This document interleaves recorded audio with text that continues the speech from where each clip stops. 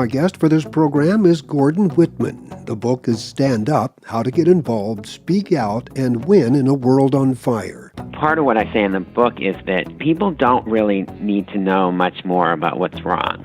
We're all pretty clear that whether it's climate change or inequality or racism, the way in which wealthy individuals and corporations are able to tilt the playing field and get what they want out of the political system, we know that. The reason why people don't take action isn't because they don't know that, it's because they don't believe anything can be done about it.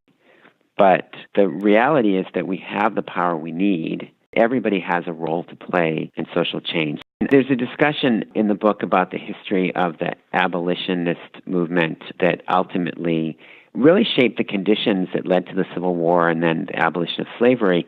What's interesting is that the pattern that was developed when the abolition movement shifted from fairly legalistic and elite advocacy against slavery to a mass movement, and a decision was made that to create chapters across the country to open up those chapters to many more people. A lot of the leadership of this came from free blacks at that time, and to create a moral crusade to say we are challenging every person, every institution, every elected official in this country, take a moral stand. Are you for or against slavery? Immediate abolition. That political decision and then the decision to organize hundreds and hundreds of chapters across the country and send out essentially organizers to help coordinate those chapters really created the conditions that forced the political parties to make a choice of whether they were for or against slavery, and that provoked the Civil War and ultimately led to the abolition of slavery. That model of moral crusade combined with local organizing and organizers that help knit it together has been central to social change in this country ever since.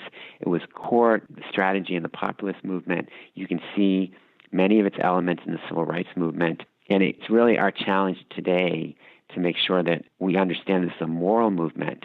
It's about right and wrong, and that it needs to include everybody, and we need to challenge all of our institutions to take a stand on where they stand on questions of holding the police accountable, on ending mass incarceration, on welcoming immigrants and not deporting people from the country and breaking up families.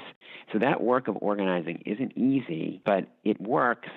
And part of what I'm hoping that people get out of the book is that it's also a pathway to live a life that is meaningful and purposeful and engaged in the world, and that it's both about making changes on issues that you care about, but it's also about living a full and purposeful life.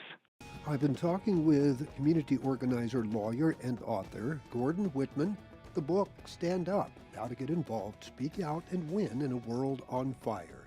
Check out his website at standupbook.org.